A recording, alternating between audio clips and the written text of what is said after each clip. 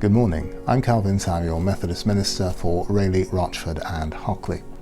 Welcome to Churches for Rayleigh Daily Meditation in Holy Week on this Good Friday. And our Good Friday meditation today will be led by Father Paul Fox, who is the Catholic priest of Our Lady of Ransom Church here in Rayleigh.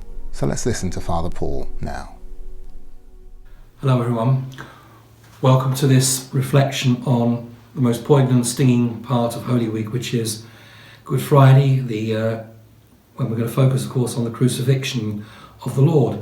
And we'll know Luke's Gospel quite well, the account of the crucifixion, where Jesus says, amongst all the agony he's going through, and I mean severe agony, Father, forgive them, they don't know what they're doing. And that's really the one line I want to focus on, considering the absolute agony, spiritual, physical, emotional, and so on, pain that he's going through. And he says, Father, forgive them, they don't know what they're doing. People are making fun of him, people are hurting him physically, the disciples run away from him, we know all that. But Jesus says, Father, forgive them, they don't know what they do. Now, this is the point. Good grounded psychiatrists tell us, let me get this right. Good grounded theologians tell us that Jesus says those words several times, not once, several times. The Greek verbs, the ancient Greek verbs used, suggest that this is said over and over again. So Jesus is asking God's forgiveness on the people and us who crucified him, gave him that untold agony, that unthinkable agony. Forgiveness. What's going on? So what I want to say to you is simply this. We know that Jesus is someone, a man, who can hold it together. Yes, he's the Son of God, but he's man. As a man, he's gone to the cross. And he holds it together. Now, he could have spat bullets. He could have screamed and shouted at the people who crucified him. He doesn't. He calls on God's forgiveness. Why? Because Jesus is about total love, total mercy, total forgiveness. And that's exactly what the Father is in himself. Before Jesus, remember, people were sacrificing animals. People even sacrificed children. Think of Abraham and Isaac. People were sacrificing other people and animals to appease an angry God. This time round, God has sacrificed himself, his Son on the cross, to get to us. In other words, our minds are being changed about God, not God's mind changed about us. Because this is done out of pure, unadulterated, pristine love and nothing else. And that's what we've got to hold together. That's why Jesus can say, Father, forgive them, they know not what they do. Jesus is taking on the sins of the world. Jesus is showing us how not to give hatred back to people who hate us. He's showing us how not to be evil because someone else has been evil at us. How we can oppose evil by not becoming evil ourselves. It's said that evil happens in the world because good people sit there and do nothing about it. They just keep themselves to themselves. Jesus shows us how to deal with evil without becoming evil itself. So these are very important points.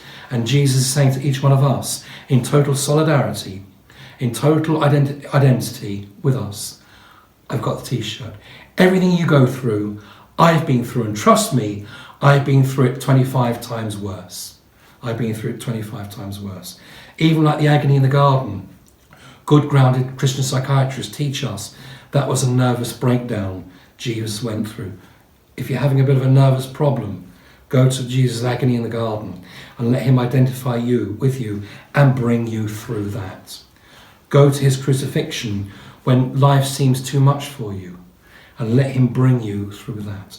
Learn through the crucifixion, gazing at the cross behind me, at how to hold it together in yourselves without making other people pay the price.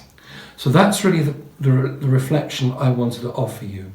That Jesus is the great hero of our Christianity, but he's a great hero who goes downwards, goes down into the gutters of human despair, goes into the gutters, into the bowels of human pain and resurrects it through his resurrection. And he's saying to us, can you follow me? 17, 18 times in the Gospels, Jesus says, follow me. And there are good Christian people. They're well-meaning people, but they'll only follow him to a point. And then when it gets too painful for them, they pull back. They can't do it anymore. And Jesus wants us, of course, to follow him all the way to the cross. So how do we oppose evil without becoming evil ourselves? How do we deal with people, someone's hurt us without wanting to hurt them? That's the ego talking. How do we stand against hatred without not becoming hatred ourselves?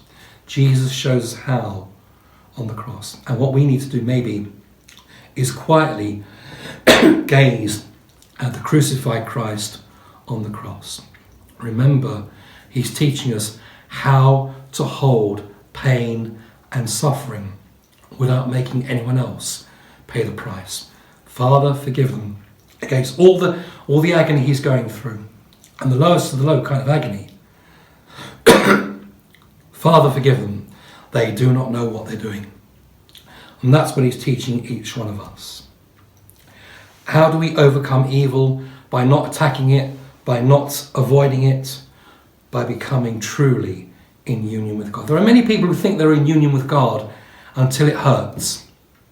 Well, it's when it hurts is our real testing point. Are we then in union with God?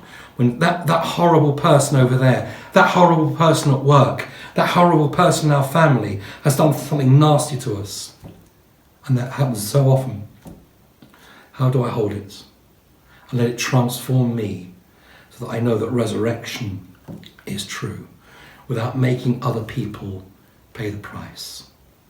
Finally, let me say this to you, and I kind of started with this. The bottom line of our Christian calling, the bottom line, and the real litmus test of our Christian calling is, what do I do with pain and suffering? That's the bottom line of our Christianity. The real litmus test of whether I'm a true Christian or not. Do I seek revenge? Do I join the hatred of others? Do I join the evil of others because I can't stand them?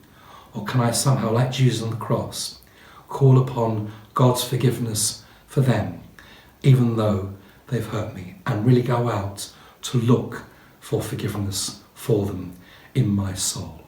It's the soul, finally, that gets the crucifixion.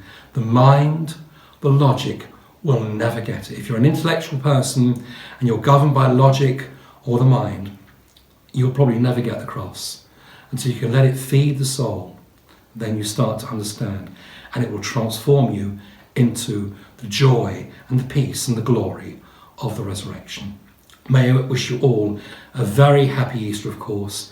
Please stay safe, stay well, and be open to the Lord's cross, his crucifixion, so that you know the glory for yourselves of the resurrection. Let your hearts and minds be open to the peace, the comfort, the strength, and the joy of the Lord. Have a very blessed and happy Easter. God bless you.